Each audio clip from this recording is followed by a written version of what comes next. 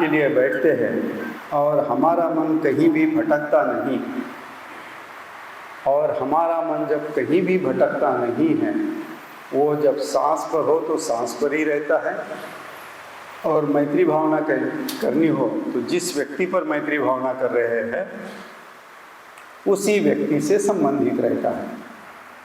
तो वो कौन सी स्थिति होती है? बुद्ध ने उन स्थितियों का बहुत प्रशंसा की है और उन्होंने कहा कि ये अधिक से अधिक श्रेष्ठ मानसिक अवस्थाएं हैं।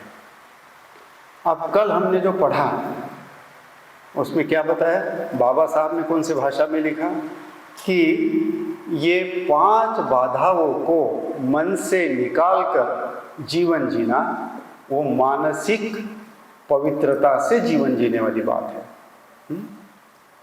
कि आप मानसिक रूप से यदि पवित्र है या कोई मानसिक रूप से पवित्र होना चाहता है तो उसने अपने अंदर की ये 5 बाधाओं को निरस्त करना है, और तब वो मानसिक रूप से पवित्र होगा। वाणी की पवित्रता सत्यतापूर्ण संवाद से है, काया की पवित्रता 3 जो है, हिंसा नहीं करना, चोरी नहीं करना, लैंगिक दुराचरण नहीं करना, इन 3 शीलों से काया की पवित्रता है, और मन की पवित्रता इन 5 बाधाओं के तहत है। और जैसा हम देखते हैं कि जैसा मन होता है वैसा ही हम कृति करते हैं, तो वो जो है मन प्रमुख है। तो मन यदि पवित्र होगा तो वाणी भी पवित्र हो जाएगी और काया भी पवित्र हो जाएगी। खैर, लेकिन हमें काम उल्टा करना पड़ता है, काया से मन पर कार्य करना पड़ता है। जब मन प्रशिक्षित हो जाता है तो काया उस तरह से आराम से कार्यरत रहती है। तो हम बात कर रहे थे कि जब यह निरस्त हो जाता है तब हमारे मन की कौन सी स्थिति होती है, और वह जो मन की स्थिति होती है उसी को कहा जाता है ध्यान। ध्यान का सही मतलब है कि हम उस स्थिति में पहुंच गए हैं। अभी हम वो ध्यान प्राप्त करने का प्रयास कर रहे हैं। जो कुछ भी हम यहाँ प्रयोग कर रहे हैं उन प्रयोग के माध्यम से वह अवस्था प्राप्त करने के लिए हम प्रयास कर रहे हैं। तो वह अवस्था कैसी है, इसके लिए बुद्ध ने कुछ बातें बताई है जो आज हम देखने वाले हैं। तो शुरुआत ऐसी होती है कि आपने इन 5 बाधाओं को निरस्त किया, तो ये मोटे तौर पर है 5 बाधाएं। जब मोटे तौर पर 5 बाधाएं निरस्त हो जाती हैं तब सूक्ष्म तौर पर वो बाधाएं बनी रहती है। तो जब मोटे तौर पर यदि आपकी बाधाएं निरस्त हो जाए तो उसको कहा जाता है उपचार समाधि। वो उसका नाम है। ये जो है ये उपचार समाधि की बात है। और उपचार समाधि का मतलब ये है कि आपके मन में कोई भी बाधा जो है वो मोटे तौर पर उपस्थित नहीं है। तो इस उपचार समाधि को दूसरा भी गांव है कि आप जो है आप उस दरवाजे तक पहुंच गए हैं। कौन सा दरवाजा? ध्यान का दरवाजा। सो ध्यान के दरवाजे तक आप पहुंच गए हैं, और ध्यान जो भी है उसके 4 दरवाजे हैं। तो आप पहले दरवाजे तक पहुंचे हैं, फिर दूसरा दरवाजा है, फिर तीसरा दरवाजा है, और फिर चौथे दरवाजे से आप अंदर जाएंगे तब वो बहुत कुछ अलग होगा। तो ये जो है आप पहले दरवाजे पर पहुंचने की कोशिश कर रहे हैं। इसका ये मतलब है कि आपके मन से पूरे जो बाधाएं हैं वो पूरी बाधाएं बड़े मात्रा में जो है वो निरस्त हो गई है। और निरस्त होने के बाद आपकी मानसिक अवस्था है उसको कहा गया है उपचार समाधि की अवस्था। इस उपचार समाधि के अवस्था में जब आप कार्य करते हैं तो उस वक्त के जो सूक्ष्म बंधन होते हैं, सूक्ष्म मतलब आपके एकाग्रता में वो बाधा नहीं डालते, आपके एकाग्रता में बाधा नहीं डालते, लेकिन फिर भी वह आपके एकाग्रता के इर्द गिर्द घूमते रहते हैं। आप यदि जागरूक नहीं रहे तो फिर से क्रॉस हो सकते हैं। तो इसलिए वो जो सूक्ष्म बाधाएं हैं वो सूक्ष्म बाधाएं बनी रहती हैं। तो इस उपचार समाधि में आपको उन सूक्ष्म बाधाओं को निरस्त करना है, और वह सूक्ष्म बाधाएं निरस्त होने के बाद फिर आप ध्यान के पहले दरवाजे के पास पहुंच जाते हैं। और जैसे ही आप पहले दरवाजे से अंदर जाते हैं तो आपने जो हासिल करना है वो हासिल कर लिया, ऐसा समझा जाता है कि ये जो प्रयोग है उससे आपने हासिल कर लिया। तो पहले रूप ध्यान की अवस्था आपने प्राप्त कर ली। उसका नाम ही है पहले रूप ध्यान की अवस्था, पहली अवस्था। और वो जो पहली अवस्था होती है, उस पहली अवस्था में दो प्रकार से बुद्ध ने बताए हैं। एक बताए हैं कि मानसिक स्थिति, इन दो प्रकार को किस तरह से बुद्ध ने वर्णन की। तो पहली अवस्था, मानसिक अवस्था, बुद्ध ने शब्दों में जो लिखा है वो शब्दों में ये बताया है कि उस वक्त वितर्क और विचार रहता है। वितर्क और विचार, दो शब्द अलग अलग है, वितर्क और विचार। फिर उसके बाद प्रीति, और उसके बाद सुख, और उसके बाद समाधि। तो इन 5 ये बाधाएं हैं। ये बाधाएं जब निरस्त हो जाएगी पूरी तरह से, मोटे तौर पर और सूक्ष्म तौर पर, तो ये जो ध्यान की 5 अंग है, पहले ध्यान के जो 5 अंग है वो 5 अंग आपको अनुभव में आएंगे। वितर्क, विचार, प्रीति, सुख और एकाग्रता। ये 5 बातें आपको महसूस होगी। अब वितर्क विचार क्या कहा गया है, कैसा समझाया गया है विशुद्धि मग्ग में? विशुद्धि मग्ग में इस तरह से समझाया गया है कि आपने बाएं हाथ से बर्तन को पकड़ा और दाएं हाथ से उसको सभी तरह से साफ कर रहे हैं, अंदर से, बाहर से, किनारे से, सभी तरह से उसको साफ कर रहे हैं। तो आपने क्या है, उस बर्तन को हाथ में पकड़ा हुआ है और दूसरे हाथ से उसको साफ कर रहे हो। उसी तरह से मन में कोई वितर्क आता है और वह वितर्क यदि उसके ऊपर विचार करना हो तो वह वितर्क हमारे मन में कायम बना रहता है, और कायम बना रहता है। उसी वितर्क को लेकर, उसी एक विषय को लेकर हम सभी तरह से विचार करते हैं। प्रॉन्स एंड कॉन्स, मतलब जिसको कहेंगे इसका दुष्परिणाम क्या होगा, अच्छा परिणाम क्या होगा, कितना उपयोगी है, कितना निरुपयोगी है, इसको मैं कैसे उसको विस्तृत तौर पर बताऊं, सारी बातें। तो उसके मन में दूसरी कुछ भी बात नहीं आती, उसी वितर्क को लेता है। उदाहरण के तौर पर मैं बताऊं, जो मुझे अभी तुरंत याद आ रहा है वो जात। भारतीय समाज व्यवस्था में जात क्या है? जब जात पर विचार करने लगे तो जात को छोड़कर मन में दूसरी बात कुछ भी नहीं आएगी, केवल जाति ही आएगी। जाति के फायदे क्या है, जाति के नुकसान क्या है, जाति ने किस तरह से क्या कहेंगे उसको, लोगों को बांटा है, विभाजित किया, कई तरह से। और उसके लिए यदि आपको देखना हो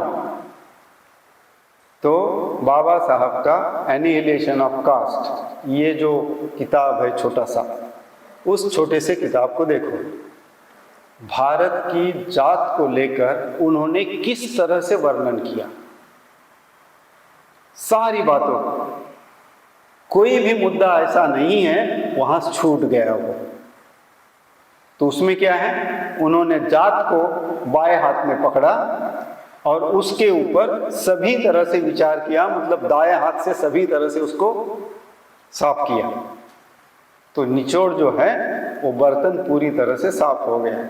इसका मतलब जात को लेकर बाबा साहब ने जो विचार रखे हैं वो पूरी तरह से उसमें सम्मिलित हुए। तो ऐसा होता है, इसको कहते हैं वितर्क और विचार। हमारी अभी की स्थिति ऐसी नहीं है। हमारे मन में एक बात आती है, हार्डली 1 मिनट में ही दूसरी बात मन में आ जाती है। कुछ वो छूट जाता है तो फिर तीसरी बात मन में आती है। तो ये हमारी स्थिति है। लेकिन उस अवस्था में आप यदि पहुंच जाते हैं, आपकी मन की अवस्था पहुंच जाती है, तो आप इस तरह से रहते हैं कि कोई भी किसी भी बारे में आपके मन में कोई विचार आएगा तो उस विचार को पूरी तरह से उसके ऊपर आपका चिंतन, आपका सोच, आपके तरह तरह के जो कुछ भी बातें हैं वो उसी के बारे में आप सोचते रहेंगे और वो उसी के बारे में आप स्पष्ट हो जाएंगे। तो यह एक वितर्क और विचार, जिसको हम चिंतन की प्रक्रिया कहेंगे, कि किसी बात पर चिंतन करना हो तो ये चिंतन के प्रक्रिया का बहुत बड़ा हिस्सा है। तो यह जो है, यह रूप ध्यान के पहले अवस्था की बात है।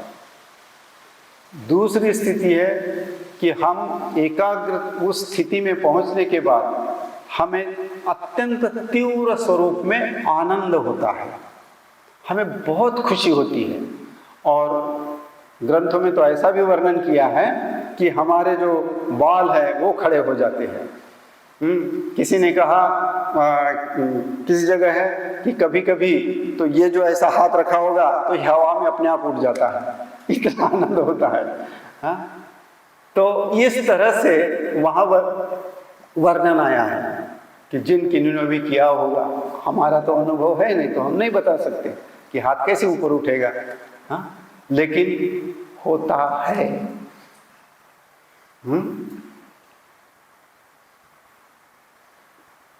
ये होता है। वो अंदाज से नहीं लिखा है किसी ने। हाँ? वो अपने अनुभव के आधार पर लिखा है कि हाथ जो है ऐसा उठ जाता है अपने आप उठाते नहीं वो। हाँ? वो आनंद की बात ही ऐसी होती है। किसी किसी को बहुत रोना आता है, मतलब उसके आंसू जो है वो रुकते नहीं।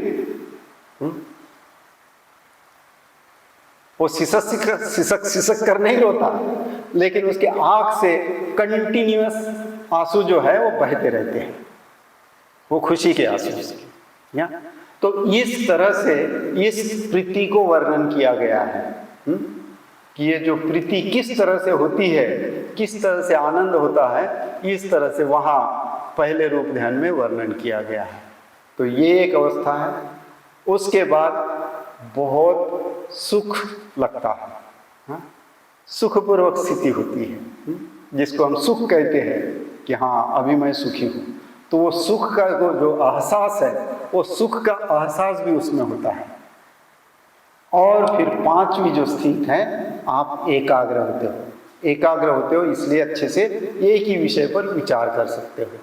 एकाग्र हो इसलिए आपकी जो मनोभावना है वो उस तरह से बदल जाती है। तो ये जो 5 अंग है, वह 5 अंग पहले ध्यान अवस्था के है। अब इसको रूपक के तौर पर कैसा बताया बुद्ध ने? इसको रूपक के तौर पर भी बताया। तो बुद्ध कहते हैं कि आपने साबन चूर्ण लिया। उस वक्त साबन चूर्ण कहा जाता था, अभी हम सर्फ कहते हैं। हाँ? तो साबन चूर्ण लिया, बारीक साबुन का चूरा ले लिया, या आजकल जिसको हम सर्फ कहेंगे वो सर्फ ले लिया, उसको पानी में मिलाया और उसको घोला। तो क्या हुआ? उसका ना पानी रहता है, ना उसका का साबन चूर्ण रहता है। क्या मिलता है? तीसरा ही कोई फेस दिखता है, बराबर है?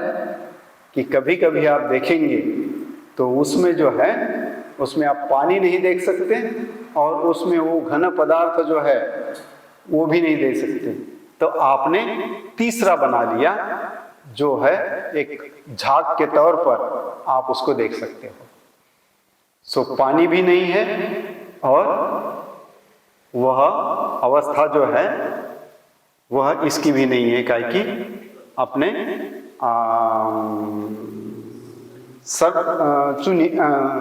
साबन चूर्ण की यानी सर्प की। तो एक तीसरी अवस्था आ गई जो झाग की हो गई। उसी तरह से बुद्ध ने कहा कि हमारा शरीर और हमारा मन ये इस तरह से बनता है, ना शरीर शरीर रहता है ना मन मन रहता है, वो कुछ अलग स्थिति में पहुंच जाता है। ये बुद्ध ने इसको कहा कि हम अभी क्या है, हमारा मन अलग है, हमारा शरीर अलग है। मन कुछ करता है, शरीर कुछ करता है। जो मन नहीं चाहता वो शरीर करता है, जो शरीर नहीं चाहता वो मन करता है। तो ये इस तरह से हम दुविधा में जीते हैं। लेकिन उस वक्त उस ध्यान की अवस्था में आपकी ये सारी मानसिक दुविधा, मानसिक और शारीरिक दुविधा पूरी तरह से नष्ट हो जाती है। जो मन में है वही शरीर में है और जो शरीर में है वही मन में है। शरीर और मन अलग अलग नहीं है, वो एक साथ जुड़ गए हैं। अभी हमारा मन और शरीर अलग अलग है। तो इस तरह से समझने की कोशिश करेंगे। ये जो क्या कहेंगे अपना वितर्क और विचार की जो बात है वो उस तरह से कि हमारी मानसिक स्थिति को बुद्ध ने किस तरह से बयान किया है कि पहली रूपक के तौर पर ये एनालिटिकल है, वितर्क विचार प्रीति सुख समाधि। लेकिन रूपक के तौर पर भी उन्होंने बताया कि हम मानसिक और शारीरिक तौर पर अलग अलग नहीं होते। हमारे अंदर दुविधा जो है, हमारे अंदर का जो द्वंद्व है वो द्वंद्व पूरी तरह से नष्ट हो जाता है। तो हमारा जीवन द्वंद्वात्मक नहीं रहता, अलग अलग नहीं रहता। तो हम एक संग हो जाते हैं, एक रूप हो जाते हैं। तो यह जो है ये पहले रूप ध्यान की अवस्था है। बुद्ध ने इस तरह से कहा कि इस तरह से आप यदि बाधाओं को नष्ट करने के बाद ये आपकी अवस्था तक आप पहुंच सकते हो। और ये हर एक इंसान के बस की बात है, बशर्ते कि वो प्रयास करे। इसके लिए कोई खास किस्म का इंसान चाहिए ऐसी कोई बात नहीं है। यदि आप में से हर एक कोई बन सकता है, बशर्ते आप प्रयास करें। अपने आप नहीं होगा। बुद्ध की कोई भी शिक्षा अपने आप के मतलब ऑटोमेटिक कुछ भी नहीं है, प्रतीत्य समुत्पाद है। ये करते रहो, कंडीशन निर्माण करते रहो, आप में वो प्राप्त होगी। सो हमारा काम है कंडीशन निर्माण करना। तो इस तरह से अपने आप को तैयार करने की जरूरत है। तो ये हो गई रूप ध्यान की पहली अवस्था। फिर दूसरा रूप ध्यान है। आपने एक डोर पार कर लिया, इस अवस्था में पहुंच गए। अब दूसरे डोर पर पहुंचे और दूसरे डोर के अंदर जाते हैं तो फिर आपके अंदर से वितर्क और विचार नष्ट हो जाते हैं। फिर रहती है प्रीति, सुख और समाधि, एकाग्रता। प्रीति, सुख और एकाग्रता, ये तीन जो अंग है ये दूसरे ध्यान अवस्था के अंग है।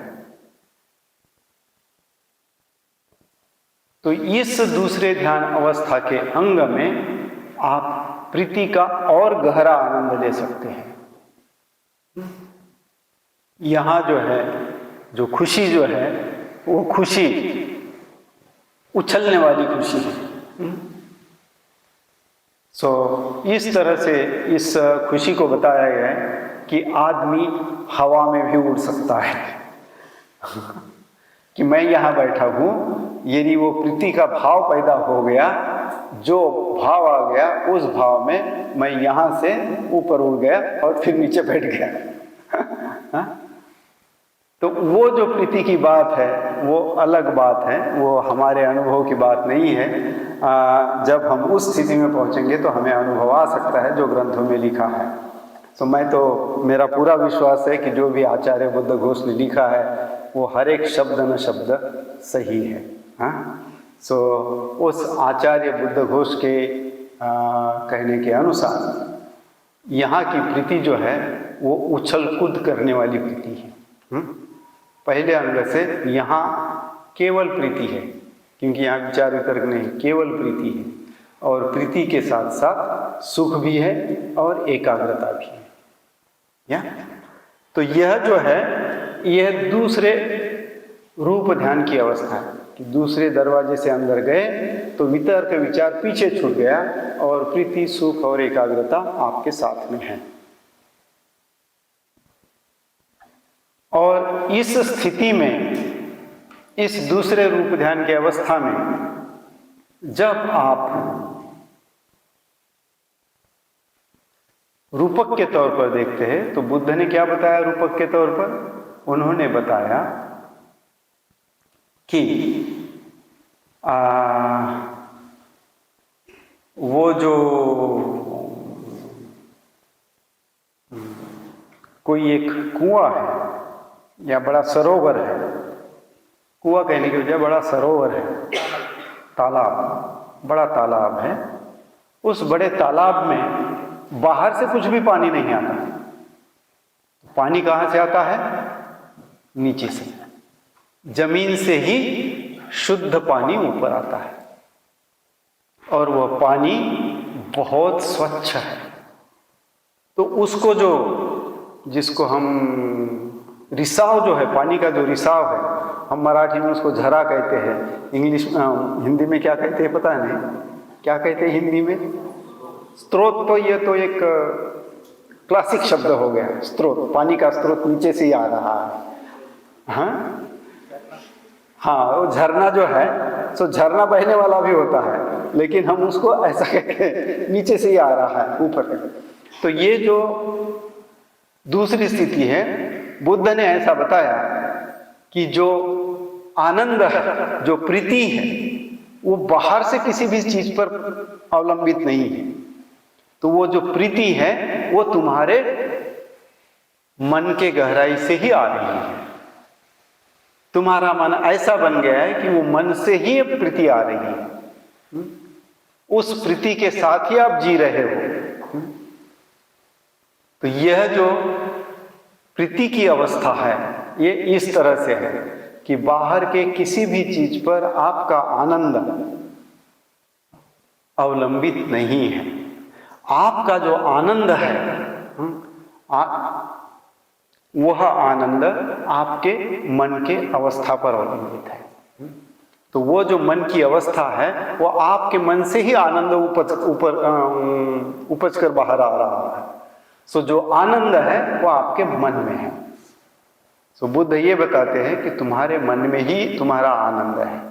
सो प्रीति का जो स्रोत है वो नीचे से ही आ रहा है। तो पानी उस तालाब का पूरी तरह से स्वच्छ है क्योंकि नीचे से आ रहा है। तो ये जो आनंद है, ये आनंद बिल्कुल क्या कहेंगे, इसमें कोई भी किलमिश नहीं है, बाहर से कुछ भी नहीं है। तो बाहर की किसी चीज पर भी आधारित नहीं है। तो बाहर से नहीं है तो उसमें गंदगी आएगी ही नहीं, अशुद्धता आएगी ही नहीं। जो भी है, ये जो शुद्ध आनंद की जो अवस्था है ये आपके मन के गहराई से ही आ रही है। तो यह जो है यह वह स्थिति है कि हाँ, ये मेरे आनंद की स्थिति है।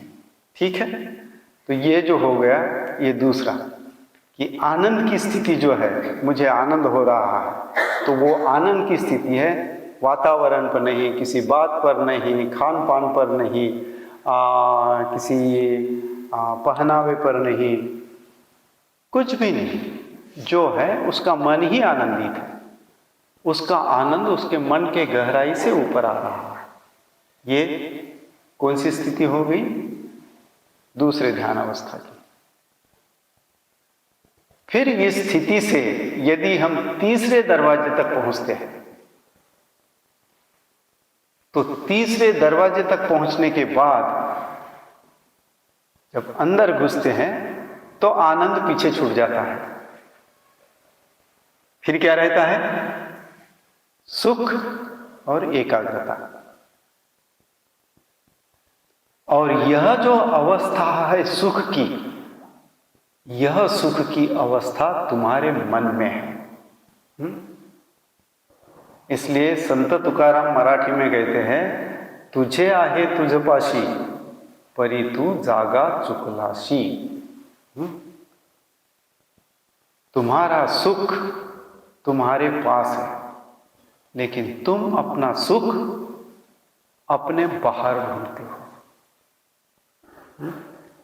जो सुख है वो सुख तुम्हारे मन के अंदर के गहराई में है।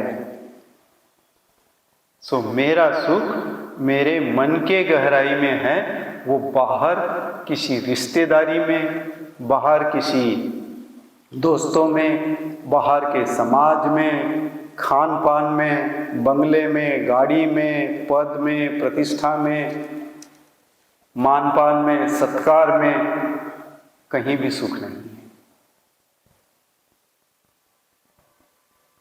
आपको महसूस हो सकता है कि मैं सुखी हूं, आप दूसरों को दिखा सकते हैं, ढोंग कर सकते हो, आप सुखी नहीं होते। सुखी तभी होता है जब ये अवस्था आती है। मन के इस अवस्था को ही बुद्ध ने सुख कहा है। जो आप कहते हो कि मुझे सुख चाहिए, तो वह सुख यहाँ है। इसलिए संत यही बात कहते हैं, वो कबीर हो, तुकाराम हो, वो यही बात बताएंगे कि तुम्हारा सुख तुम्हारे मन के अंदर है। मन ही सब कुछ है। सो मन के अंदर का ये जो सुख है, यह सुख यदि हम प्राप्त करना चाहते हैं तो हमें तीसरे रूप ध्यान के अवस्था तक जाने की जरूरत है। जो भी सुखी होना चाहता है उसको तीसरे रूप ध्यान की अवस्था प्राप्त करनी चाहिए, वो सही में सुखी होगा। नहीं तो उसके अलावा जो सुख है आपका, वो सुख आपके हाथ में दिया और आपके हाथ से छीन लिया। आपको आज नौकरी मिली, कल रिटायर हो गए, दुखी होकर घर में आए, अभी मेरे को कुछ नहीं पूछ रहा। नहीं पूछ रहा है तो कम से कम अपने घर के बाहर लिख लेता हूँ, रिटायर्ड IAS, उसी में मेरा सुख है। पूछ तो कोई नहीं रहा, लेकिन लिख दो तो उतना ही तो आनंद है मेरे को कि मैं IAS था, अब रिटायर हो गया। तो ये जो है, ये सुख लेने और देने की बात है, किसी से खींचने की और किसी के पास देने की बात है। जो हम जीवन में सुख चाहते हैं और सुख बोलते हैं और सुख प्राप्त करने की कोशिश करते हैं, सही सुख जो है वो मन के इस गहराई में है, तीसरे रूप ध्यान के अवस्था। तो आपको यदि सुख चाहिए तो आप उसके लिए प्रयास कीजिए। इसका मतलब सब कुछ त्याग के करो ऐसा नहीं मैं कह रहा, सब कुछ करो, शादी करो, घर बनाओ, गाड़ी खरीदो, ये करो, वो करो, बंगला बनाओ, सब कुछ करो, लेकिन इसको मत छोड़ो, क्योंकि उसमें सुख नहीं है। वो जो कर रहे हो वो सारे के सारे आपके जीवन जीने के साधन हैं। तो साधन और साध्य में फर्क करो कि वो जो है अच्छे से जीवन जीने के लिए, आपको सुखपूर्वक कहने के बजाय आरामदायक जीवन जीने के लिए, आराम से सोने के लिए एसी बंगला चाहिए, अच्छी कार चाहिए, अच्छी गाड़ी चाहिए, अच्छे कपड़े चाहिए, जो कुछ भी चाहते हैं, ये सब आपके जीवन जीने के साधन हैं। उसमें सुख नहीं है। जब आप उसमें सुख ढूंढते हो तो आप परेशान हो जाते हो। गाड़ी खरीदने के बाद कितना दिन सुख मिलता है आपको, कितना दिन आनंद होता है? 1 दिन, 2 दिन, 3 दिन, 4 दिन, महीना भर, 2 महीने के बाद बेकार लगता है कि बेकार है ये, इससे और कुछ नहीं चाहिए, और कुछ अच्छा चाहिए। तो वो कभी समाधान नहीं होता, किसी भी चीज से समाधान नहीं होता। सो बुद्ध ये बताने की कोशिश कर रहे हैं कि सुख तुम्हारे मन के अंदर है, बाहर किसी में भी नहीं। बाहर जो भी आप करते हैं वो ये समझ कर करो कि ये मेरा जीवन जीने का साधन है, इससे मैं जीऊंगा तो मुझे ये ठीक रहेगा।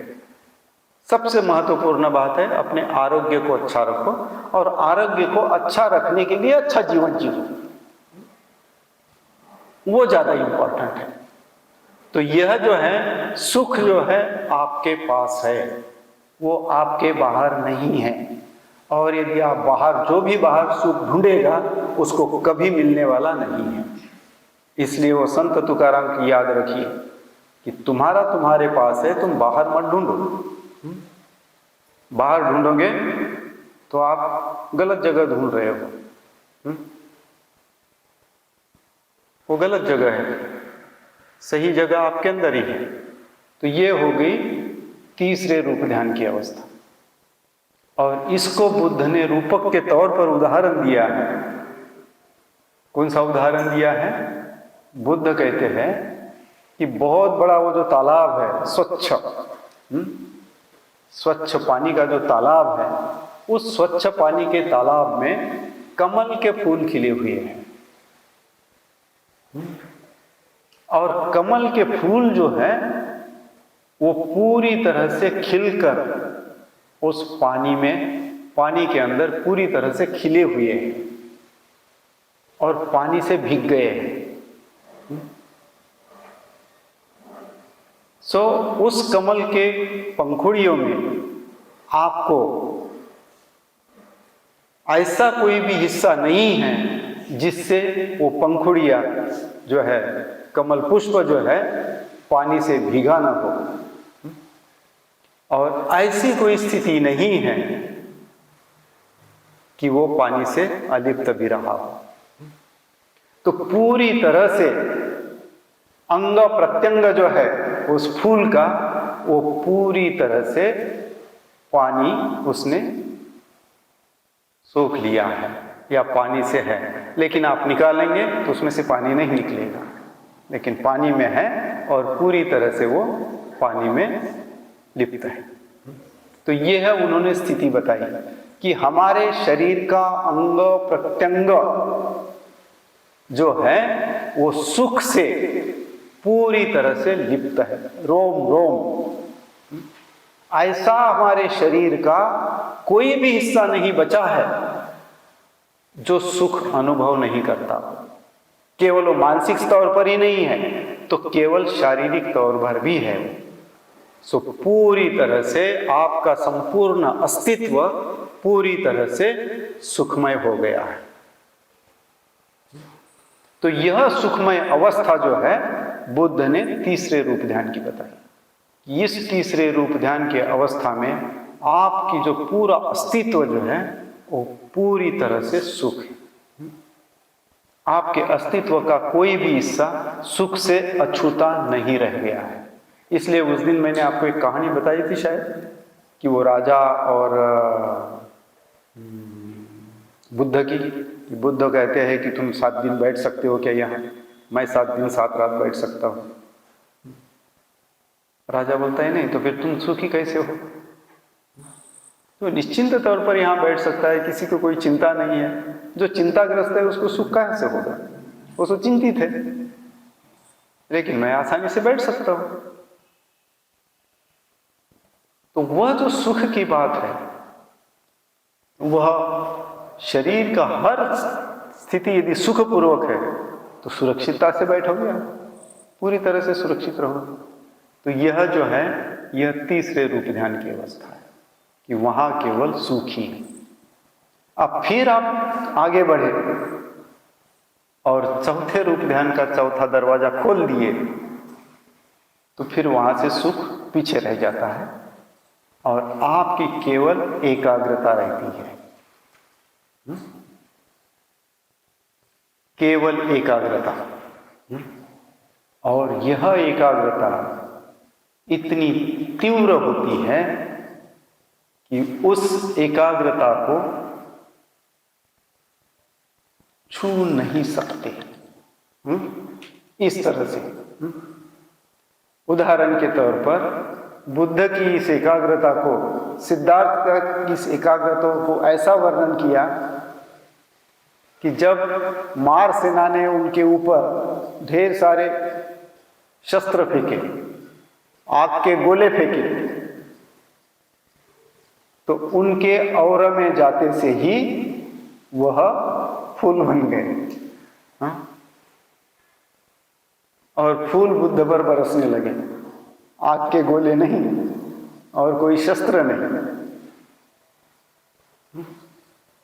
ये है कि आपकी एकाग्रता इतनी तीव्र स्वरूप की होती है कि बाहर की कोई भी नकारात्मक बातें, बाहर का कोई भी गलत हिस्सा आपके उस औरा को प्रवेश नहीं कर पाता, उस औरा में प्रवेश नहीं कर पाता। आप केवल एकाग्र हो और वह एकाग्रता हमारे वर्णन के परे की है। तो ये चौथे रूप ध्यान की अवस्था है, पूरी तरह से एकाग्रता से जीवन जीने की या एकाग्रता के अवस्था में रहने की। यह ऐसी एकाग्रता है जिस एकाग्रता से यदि सामने वाले व्यक्ति को कोई कह दे कि तू भस्म हो जा, तो वो भस्म हो जाएगा उसी क्षण। उसकी वो एकाग्रता है। इस एकाग्रता में, इस ध्यान के अवस्था में वो शक्ति है। और इसलिए इस ध्यान के अवस्था को जो हमारे सोचने के परे की बातें हैं, उसकी ऐसी बातें बताई कि जो ये ध्यान की अवस्था में पहुंचता है वो हवा में चल सकता है, वो आकाश में उड़ सकता है, वो पानी पर चल सकता है। हमें हंसी आती है, लेकिन बुद्ध त्रिपिटक ऐसी बातों से भरा पड़ा है। आकाश मार्ग से उज्जैनी तक जाने वाले अरहत है त्रिपिटक में।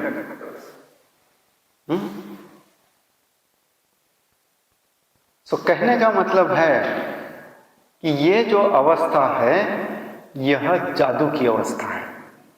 यह एकाग्रता की अवस्था जादू की है। जो यह अवस्था को प्राप्त कर लेता है वो कई जादुई बातें करता है। आपके मन में क्या चल रहा है वो मैं जान सकता हूं। मेरे बारे में यहां से 1000 किलोमीटर दूर कौन क्या सोच रहा है वो मैं जान सकता हूं। यदि मैं चाहूं तो मेरे घर में क्या चल रहा है, कौन क्या कर रहा है, वो भी मैं जान सकता हूं। इस तरह से पाली त्रिपिटक में इसका वर्णन आया है कि जिसका भी चित्त एकाग्र हो जाता है, इस एकाग्रता को प्राप्त करता है, उसके पास ऐसे जादू होती है। और इसी के आधार पर कालांतर से बुद्धिस्ट तंत्र विकसित हुआ। तो ये तंत्र की भाषा है और तंत्र के तौर पर ये होता है। तो यह जो बातें हैं, तंत्र की जो बातें हैं, बुद्ध ने अपने भिक्षुओं को बहुत फटकारा कि कोई भी भिक्षु जादुई प्रयोग नहीं करेगा। सख्तता की दी कि जो भी भिक्षु जादुई प्रयोग करेगा वो मेरा अनुयायी नहीं होगा।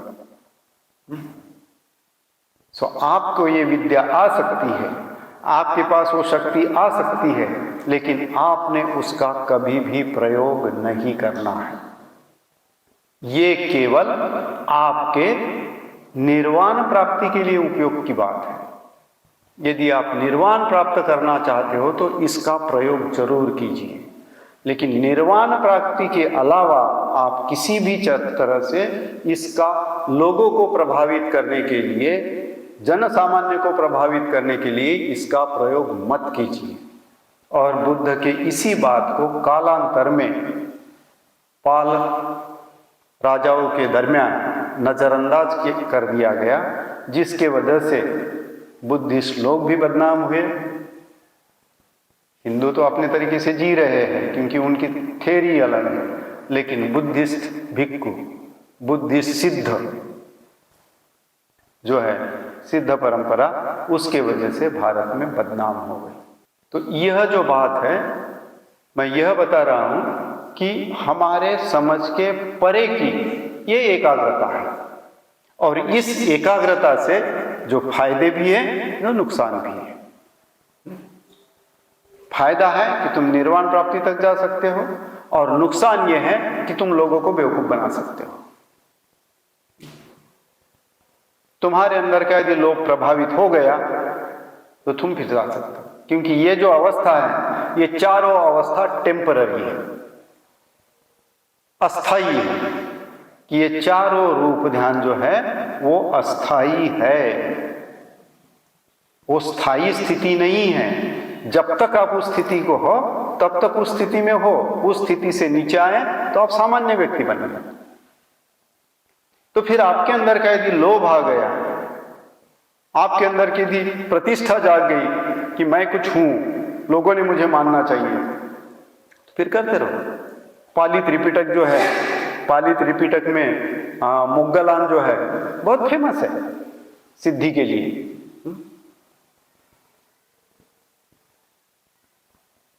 तो इन सारी बातों को आपने देखने की जरूरत है,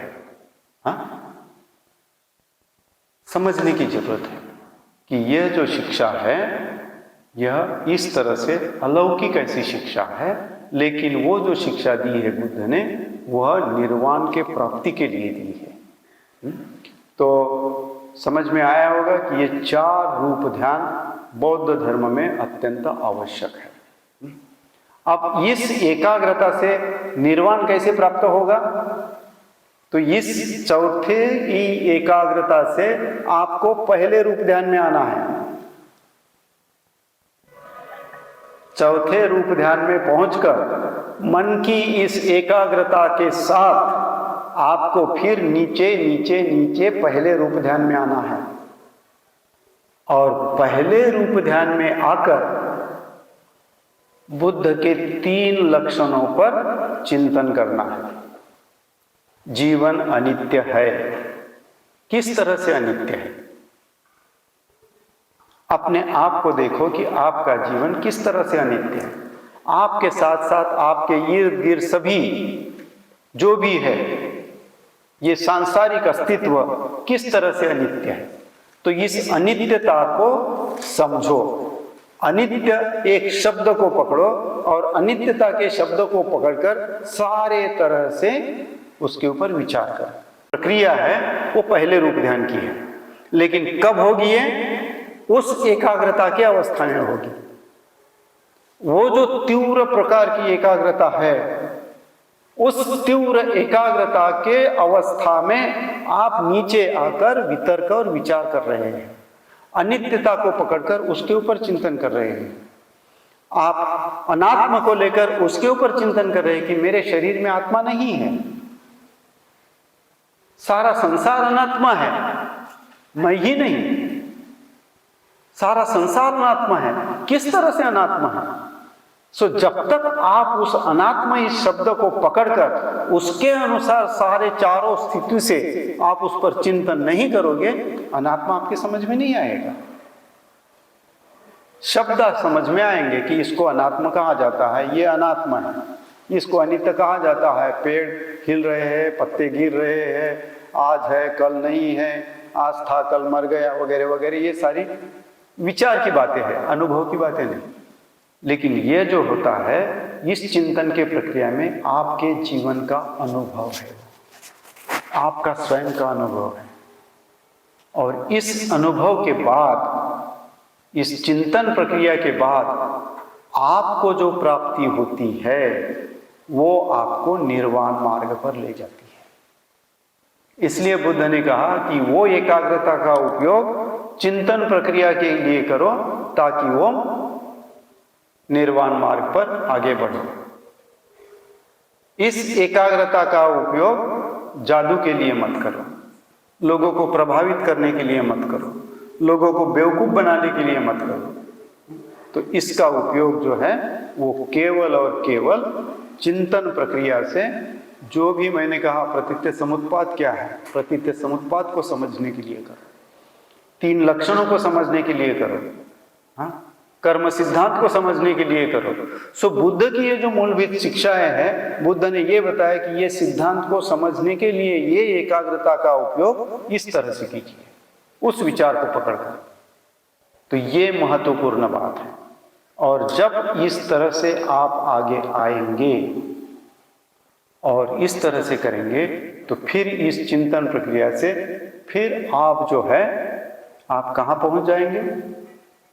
आप बुद्ध के मार्ग पर पहुंचेंगे। सही माने में जो होगा फिर आप श्रोतापन्न अवस्था तक जा सकते हैं। तो पहले श्रोतापन्न अवस्था जिसको भी प्राप्त करना है उसके लिए जरूरी है कि वो रूप ध्यान के अवस्था में जाए। मार्गस्थ बोधिसत्व वही बन सकता है जो रूप ध्यान की अवस्था में जा सकता है। बिना रूप ध्यान के अवस्था में जाए कोई भी श्रोतापन्न नहीं हो सकता। बिना रूप ध्यान की अवस्था में जाए कोई भी मार्गस्थ बोधिसत्व नहीं हो सकता। वह अवस्था प्राप्त करने के लिए आपके चित्त की एकाग्रता होना जरूरी है। हाँ, श्रोतापन्न मार्गस्थ हो सकते हो। फल प्राप्ति जिसको कहती है वो फल प्राप्ति इसी से होगी, नहीं तो आप मार्ग पर चलते रहो। अभी हम जो कर रहे हैं वो भी मार्ग है, जो ध्यान कर रहे हैं यही मार्ग है। हमारी जो सोच है कि हाँ अभी अनात्मा है, अनित्य है, ये है, वो है, ये सब है। तो वो स्थिति में जाने के बाद फिर आपको लगेगा, जैसा मैंने वहां लिख कर दिया है, कौन सा अहंकार है, मैं हूं, ढूंढो आत्मा कहाँ है, मैं कहाँ हूं। इस तरह से जो होता है वह जो बात है वह यह हमें दर्शाती है कि बुद्ध की ये जो ध्यान साधना है, यह ध्यान साधना के बगैर हमारा न आध्यात्मिक जीवन है ना धार्मिक जीवन है। जब तक आप श्रोतापन्न नहीं होते हो तब तक आप धार्मिक हो, और जब आप श्रोतापन्न बन जाते हो तब आप आध्यात्मिक हो। अभी हम धार्मिक आध्यात्मिक है, तो हमारी जो स्थिति है वह मिक्स स्थिति है, सम्मिश्र भूमि जिसको हम कहेंगे। तो हम सम्मिश्र भूमि में जी रहे हैं कि हम थोड़े समय के लिए आध्यात्मिक है, थोड़े समय के लिए धार्मिक है, धार्मिक आध्यात्मिक, धार्मिक आध्यात्मिक, एक पाव उधर एक पाव इधर, ऐसी हमारी स्थिति है। लेकिन आध्यात्मिक तभी हो जाएंगे जब हम श्रोतापन्न हो जाएंगे। तो यह जो बात है इस तरह से अभी हमारे जीवन की स्थिति है। तो बुद्ध के शिक्षा के अनुसार यदि आपको आध्यात्मिक जीवन जीना है तो आपका श्रोतापन्न ध्येय होना चाहिए, जो पूज्य उर्गेन संघर्ष ने हमारे सामने रखा कि जो भी धम्मचारी धम्मचारिणी बनना चाहते हैं उनके सामने नहीं, पूरे त्रिरत्न बौद्ध महासंघ के सामने ही श्रोतापन्न ये उनका जीवन का ध्येय है। कोई भी संघ के संपर्क में आया तो उसके सामने ध्येय क्या है? धम्मचारी ध्येय नहीं है, धम्मचारी होना ध्येय नहीं है, धम्मचारिणी होना ध्येय नहीं है, अच्छा जीवन जीना ध्येय नहीं है। ध्येय है श्रोतापन्न अवस्था की प्राप्ति करना, ये उसका ध्येय है। मतलब मैं आध्यात्मिक जीवन में प्रवेश करूं, आध्यात्मिक इंसान बनूं, उसके लिए। तो उसके लिए आपको 5 बाधाओं को निरस्त करने की जरूरत है। हम फिर से वहां आते हैं, ये जो बताया ये हमारी ध्येय है। रूप ध्यान की अवस्था प्राप्त करना ये हमारा ध्येय है। उस ध्येय को ध्यान में रखते हुए हमें बाधा निरस्त करने की जरूरत है। तो आपका आज से शिविर में क्या रहेगा? ध्यान को बैठे अपने बाधाओं को पहचाना, कौन सी बाधाएं हैं, और उसको निरस्त करने का प्रयास करो जो आपने सीखा है। तो जो भी आपने सीखा है उसका आपको अभी प्रैक्टिकल करना है। बैठे, मन सांस पर नहीं है, कौन सी बाधा है, कहाँ भाग गया, कौन सी तृष्णा है। और विशेष तौर पर यदि जिस किसी को भी ध्यान अच्छा करना है या ध्यानी होना है तो क्या करना चाहिए उसने शीलों का पालन करना चाहिए। शील पालन ये प्री कंडीशन है। बुद्ध की शिक्षा क्या है? शील, समाधि, प्रज्ञा। ये हम बुद्ध की मूलभूत शिक्षा कहते हैं। इसको बुद्ध की त्रिविध शिक्षा कहा गया है कि शील, समाधि और प्रज्ञा। तो जब तक आपका शील का पालन नहीं होगा आप ध्यान के अवस्था की कल्पना नहीं कर सकते। सो शील का पालन ये पूर्व अट है। इस शर्त है, इस शर्त की पूर्ति किए बगैर आगे का रास्ता आपके लिए बंद है। उसीलिए कल हमने वो देखा उपाय में बाधाओं को निरस्त करने का उपाय। तो क्या आया? इंद्रियों का रक्षण, guarding the door of senses. हमारे जो 5 इंद्रिय हैं उनका हमें रक्षण करना है। जितना अच्छा हम रक्षण करेंगे उतना अच्छा हमारा शील पालन होगा। सो शील पालन का और इंद्रिय रक्षण का बहुत नजदीकी संबंध है, या हम ऐसा कहेंगे कि वो अटूट हिस्सा है। मैं देख रहा हूं, क्या देख रहा हूं, उसका मेरे मन पर क्या प्रभाव हो रहा है? अच्छा प्रभाव हो रहा है, गलत प्रभाव हो रहा है, शील के अनुसार प्रभाव हो रहा है या दुराचरण के अनुसार प्रभाव हो रहा है। इन बातों को जांचना जरूरी है। सो हमेशा रिफ्लेक्टिव स्थिति में रहिए कि 5 इंद्रियों के तहत हम संसार में जी रहे हैं। 5 इंद्रियां हमारे लिए बहुत आवश्यक है। अच्छा जीवन जीने के लिए, सुदृढ़ जीवन जीने के लिए आहार के साथ साथ हमारी 5 इंद्रियां अच्छे से साबुत होना जरूरी है ताकि हम अच्छा जीवन जी सकें। लेकिन यह 5 इंद्रियां हमें दुराचरण में भी ले जाती हैं और यह 5 इंद्रियां हमें शीलाचरण में भी प्रशिक्षित करती है। सो बुद्ध ने यह शिक्षा दी कि अपने इंद्रियों का रक्षण करो। यदि आप इंद्रियों का रक्षण नहीं करेंगे तो आपको कहीं भी लेके जाएंगे और आपको गड्ढे में डाल देंगे। आपको यदि गड्ढे में नहीं गिरना है, तकलीफ से नहीं जूझना है, तो आप अपने इंद्रिय का रक्षण कीजिए और अच्छा जीवन जिए।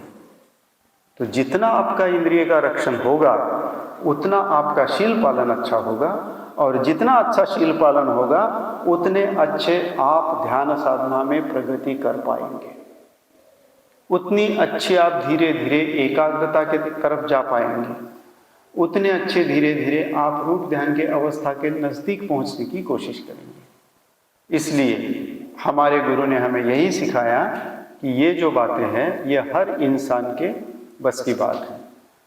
गुरु ने जो सिखाया वो बुद्ध गुरु ही है। बुद्ध ने यही बात बताई है कि हर कोई इंसान ये कर सकता है। मैं कोई अपवाद नहीं हूं, हर कोई ध्यान कर सकता है। और कई लोगों ने किया, कई लोगों ने प्राप्ति की, तो हम क्यों ना करें?